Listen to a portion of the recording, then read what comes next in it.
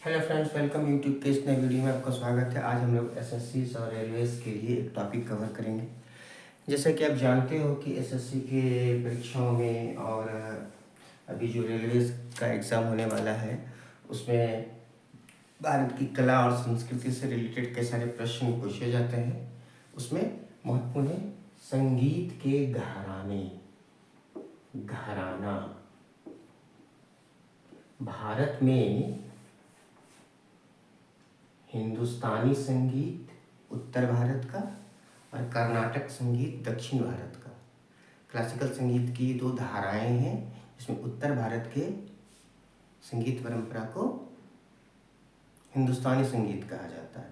तो हिंदुस्तानी संगीत में कई सारे घराने हैं, जैसे पटियाला घराना, बनारस घराना, ग्वालियर घराना। ग्वालियर घराने से सेमिया घराना कहते हैं, है ना। देन आगरा घराना है, किराना घराना है। अवध के क्षेत्र में इसका विकास हुआ, अयोध्या के क्षेत्र में किराना घराना है। मेवाती घराना है, इंदौर घराना है। इंदौर घराने के प्रसिद्ध गायक उस्ताद आमिर अली खान। ऐसे कई सारे घराना परंपरा का विकास हुआ। तो ये घराना होता क्या है, किसे घराना कहते हैं?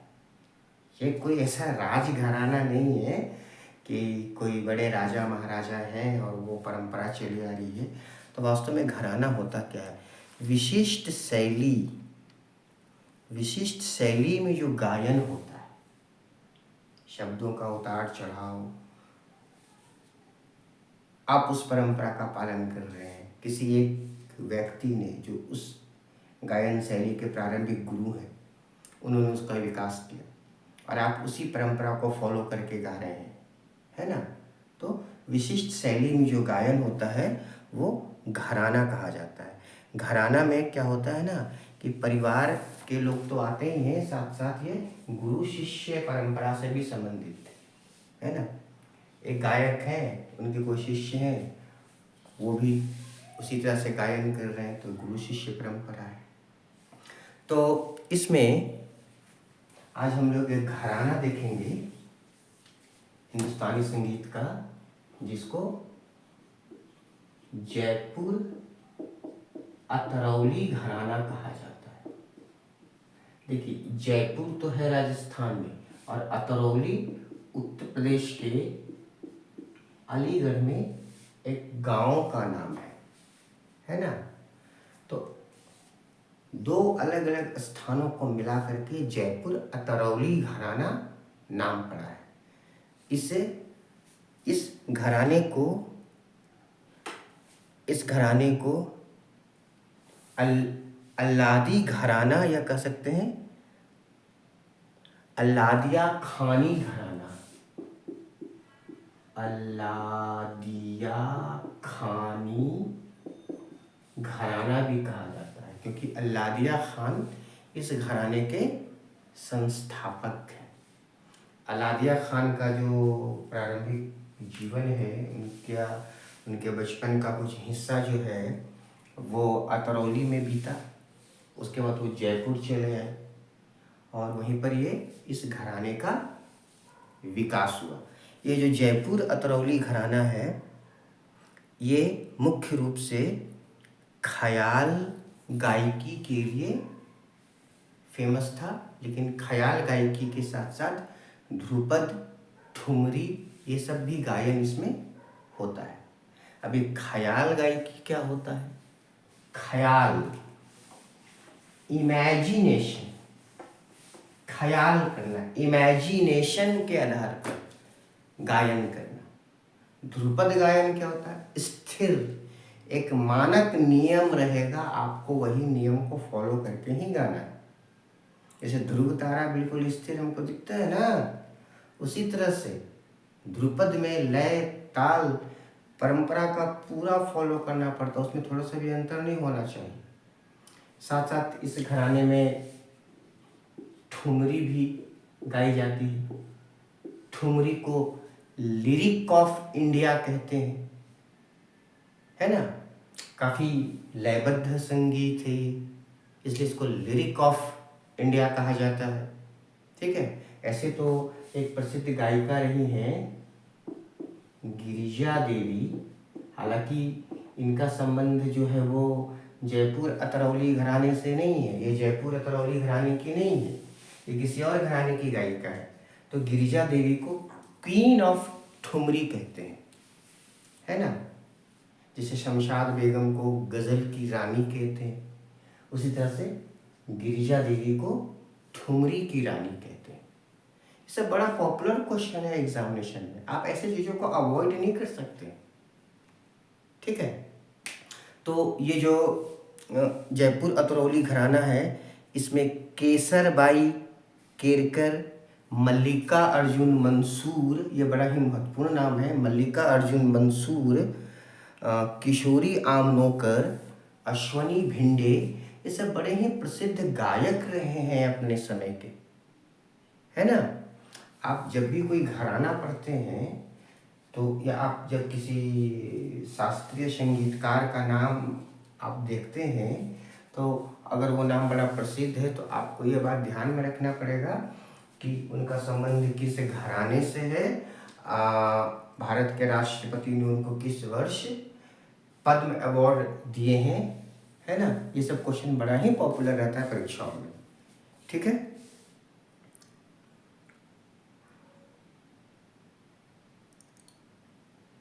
अच्छा, इस घराने में एक और प्रसिद्ध गायक रहे हैं जयपुर अतरौली घराने में, उनका नाम है भास्कर बुआ। ये इतने मधुर कंठ के थे, इतने मधुर कंठ के थे कि इन्हें देव गंधर्व कहा जाता था। देव गंधर्व, आप समझ सकते हैं कि कितनी प्रसिद्ध रही होगी इनकी गायकी, देव गंधर्व कहा जाता है। इसके अलावा इस घराने में मंजी खान, मंजी खान जो हैं वो अलादिया खान के पुत्र थे, और इस घराने में, ये जयपुर अतरौली जो घराना है उसके एक प्रसिद्ध गुरु भी हैं। कई सारे छात्रों ने मंजी खान से संगीत की शिक्षा ली और उच्च कोटि के गायक बने। जिस तरह से अलादिया खान ने संगीतकारों की एक नई पीढ़ी का निर्माण किया, उसी तरह से मंजी खान ने भी संगीतकारों की एक नई पीढ़ी का निर्माण किया। तो मंजी खान इस घराने के प्रसिद्ध गायक हैं, है ना। मल्लिका अर्जुन मंसूर के संबंध में आपको थोड़ी सी जानकारी लेनी होगी। मल्लिका अर्जुन मंसूर जो हैं, इनका जो जन्म है वो 1910 ईस्वी में हुआ था, और ये ख्याल गायकी में, इमेजिनेशन बेस्ड जो गायकी होता है, ख्याल गायकी में पारंगत थे, सिद्धहस्त थे, है ना। ऐसा सवाल एग्जामिनेशन में पूछा जाता है कि मल्लिका अर्जुन मंसूर का संबंध किस घराने से है और किस गायन में वो पारंगत थे। तो जयपुर अतरौली घराने के बड़े ही मशहूर गायक रहे हैं, ठीक है। और 1970 में इन्हें पद्मश्री मिला था, और भारत का दूसरा सबसे बड़ा सम्मान पद्म विभूषण इनको 1992 में दिया गया था, ठीक है।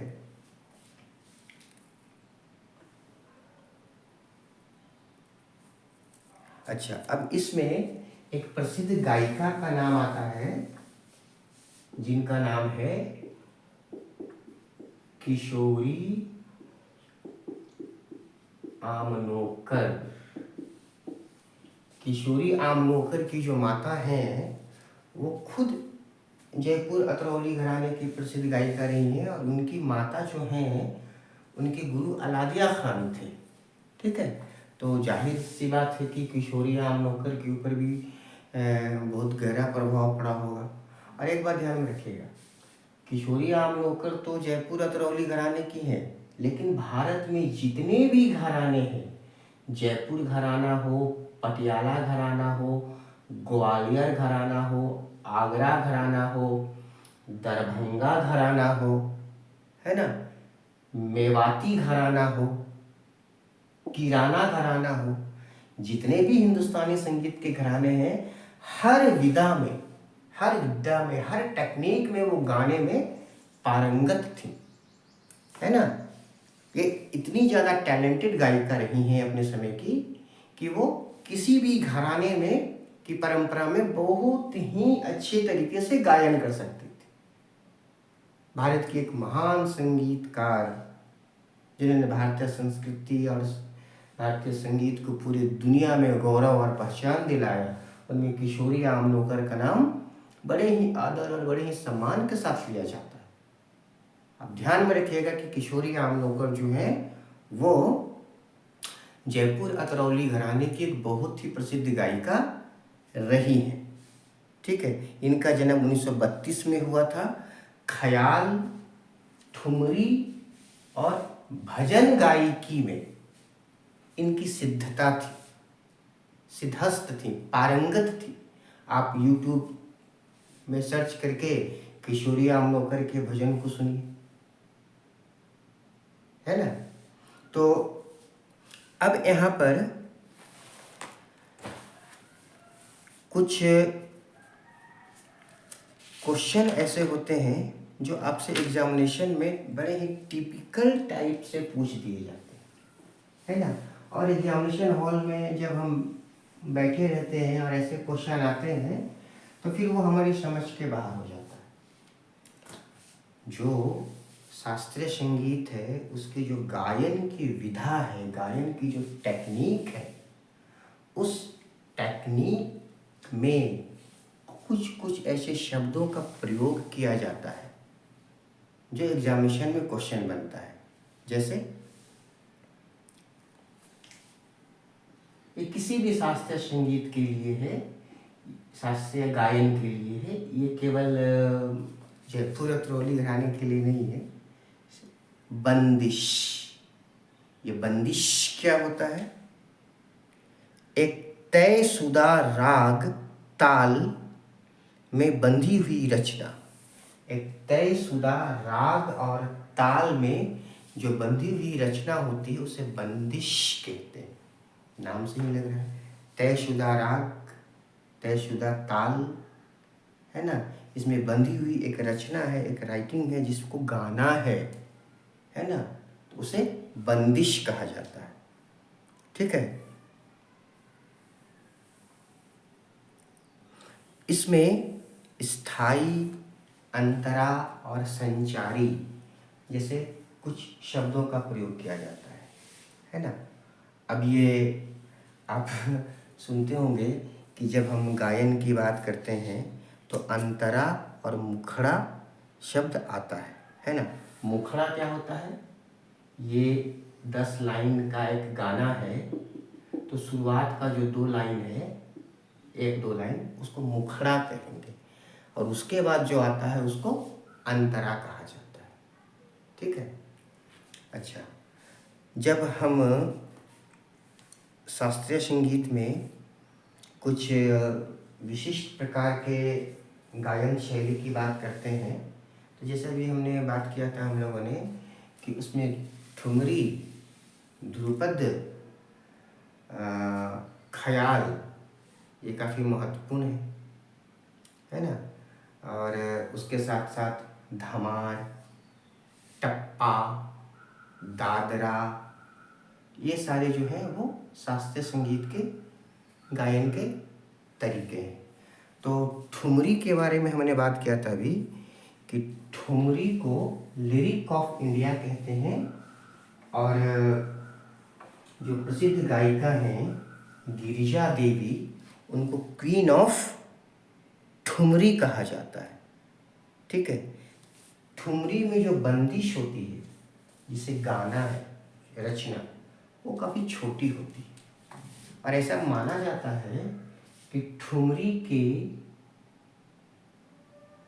जो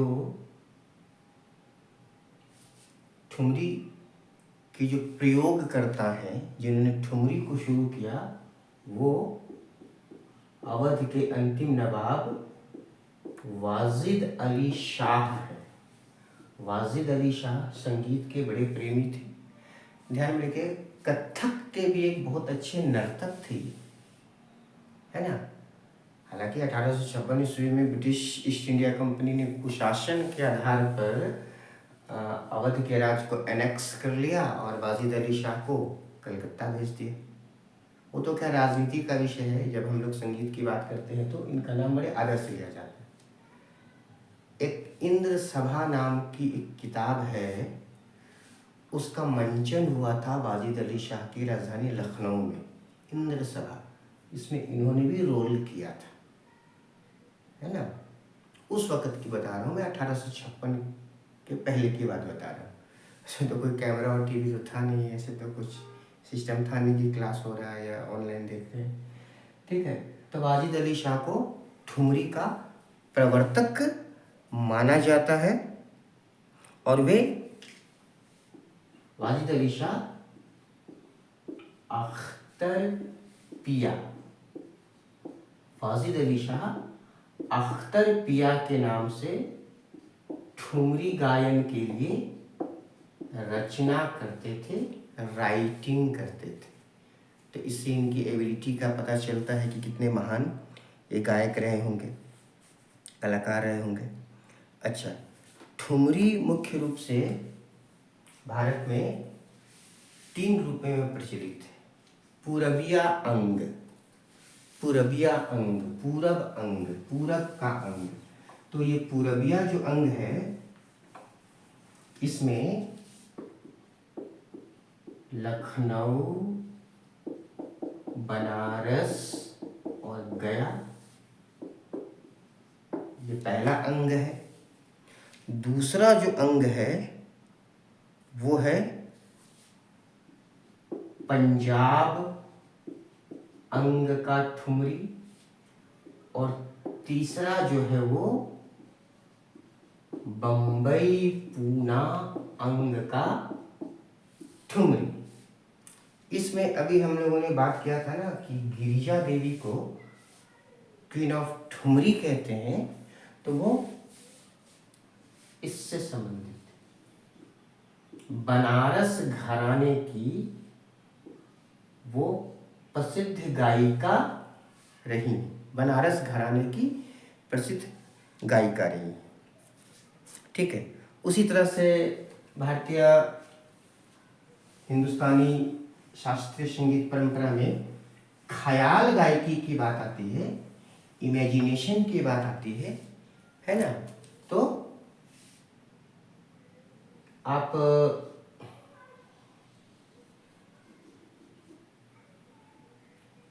उत्तर प्रदेश की राजधानी लखनऊ से थोड़ी दूरी पर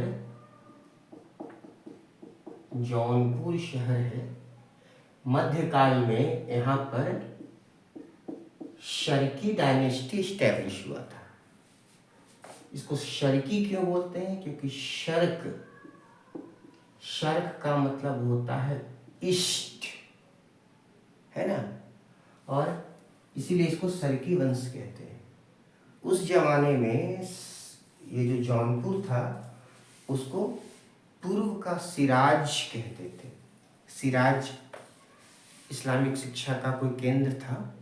अब क्योंकि ये जौनपुर ईस्टर्न पार्ट में है ग्लोब में, तो इसकी तुलना जो है वो सिराज से की जाती थी।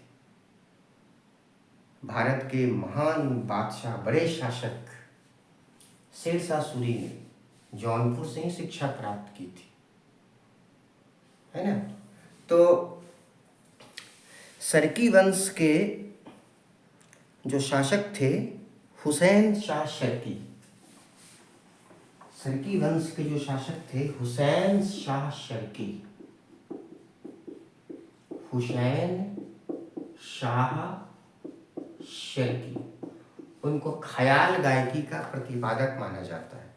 ये थोड़ा सा डिफरेंस ध्रुपद और ठुमरी से इस तरह से है कि ये जो ख्याल गायकी है, तो उस ख्याल गायकी में भारतीय परंपरा के साथ साथ फारसी परंपरा का भी मिश्रण पाया जाता है ना। ये ध्यान में रखिएगा कि किस गायकी में भारतीय परंपरा के साथ साथ फारसी परंपरा का भी मिश्रण पाया जाता है। तो इस तरह से जो है ना, आपको छोटे छोटे नोट्स खुद बनाने पड़ेंगे। आप YouTube वीडियो देख करके बनाइए, किसी माध्यम से बनाइए, किसी शिक्षक की सहायता से बनाइए, खुद से सर्च करके बनाइए। एक कंप्लीट छोटा सा नोट्स आपके पास होना चाहिए, है ना। अगर आपको नोट्स की ज़रूरत है, ऑलमोस्ट 500 से 600 टॉपिक का नोट्स मेरे पास अवेलेबल है। अगर आपको नोट्स की ज़रूरत है तो पिछले 3 सालों से गूगल मीट पर